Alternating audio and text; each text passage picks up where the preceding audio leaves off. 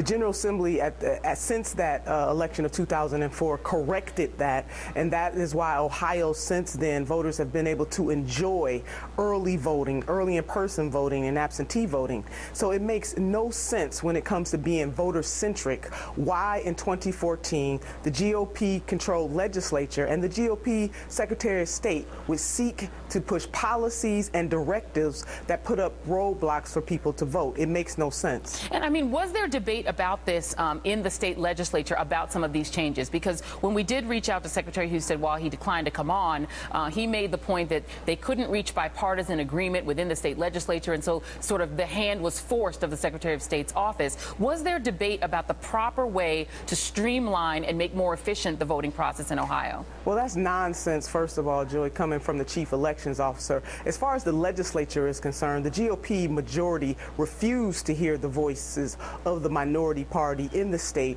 and those of us who are Democrats are standing up for all people's right to vote, not just people who lean blue, but people who lean red or somewhere in between, country, rock and roll, R&B. It doesn't matter to us. We want people to have the right to vote. We did fiercely debate these issues, but it fell on deaf ears. And if you look at the votes of the 3 bills that have since passed the General Assembly, all on party line vote, every single Republican in both chambers voting to suppress the vote, and every single Democrat in both chambers voting against those bills. So again, it makes no sense. It's not broke. They're just making up rationale for why they want to suppress the vote in Ohio. We should be doing everything to expand the access to vote.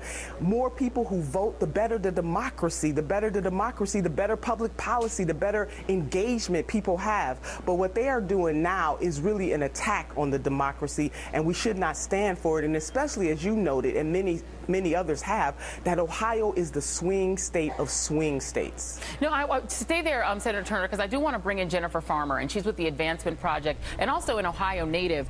So Jennifer, what about that? I mean, these restrictions are very specific, and they do seem to target precisely the kind of voting that is more popular among Democrats. Sunday voting, which is very popular, particularly with African-American churches, and this idea of not having voting after 5 p.m. I mean, this is so targeted. I'm wondering how these restrictions are able to be put in place without some federal reaction.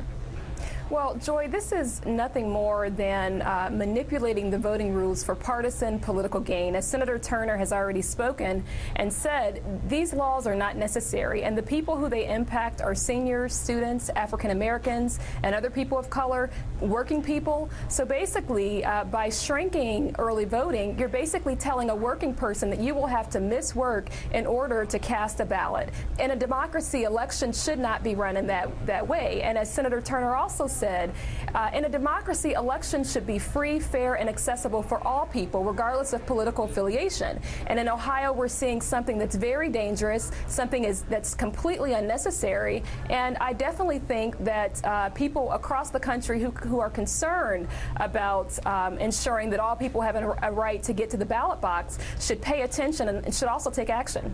But then what action, though, Jennifer? Because I think that is what's sort of frustrating when people look at all of these restrictions being put in place. I mean, in the era that, you know, we celebrate the 50th anniversary of the civil rights era, there were very active lawsuits. There's very active demonstrations. What is being done on the ground to combat these kinds of laws? Is it possible that they're just going to be enacted and the only thing people can do is make sure to get out on Saturday, make sure they get the right ID? Is that all people can really do?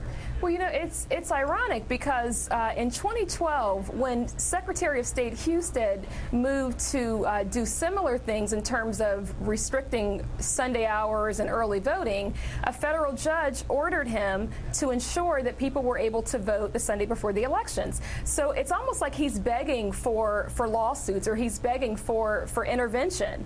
I think that the people in Ohio, there are a number of organizations that Advancement Project works with, the Ohio Organizing Collaborative, the Ohio Fair Elections Network. A number of groups are looking at this and are examining and analyzing exactly what can be done. And I want to bring that last question to you as well, Senator Turner. What is being done on the ground in Ohio? The National Democrats actually are launching a program right now around the country to try to increase access to the ballot. But what's being done to combat these restrictions within the state of Ohio? Well, those groups that Jennifer named are activated right now. We have our faith-based community that is very activated because of the Souls to the Polls, in particular, the whole notion that people would get together after church on Sunday and go to vote. The Ohio Democratic Party is going to file a lawsuit. They're going to go to a federal court to have the 3 voter suppression bills that just passed over the last 2 weeks enjoined.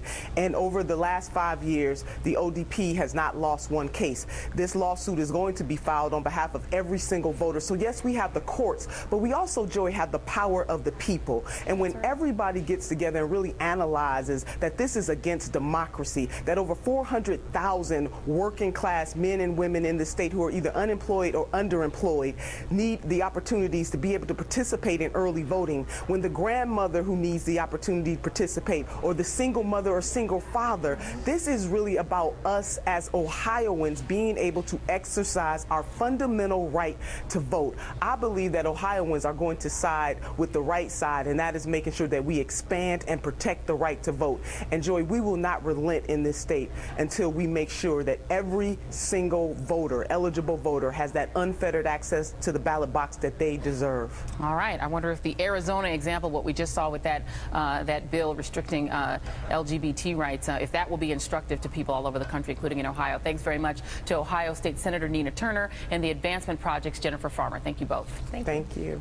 All right. New emails released today by the committee investigating the Christie administration on the Bridgegate scandal in New Jersey. They reveal 2 key players in Bridgegate joking about causing traffic problems for a local rabbi. And Pat Foy, the executive director of the New York side of the authority, and the New York side of the authority. The notes are between Bridget Kelly, Governor Christie's former deputy chief of staff, and Christie's former Port Authority appointee, David Wildstein. The 2 joke about maybe creating some traffic problems outside the rabbi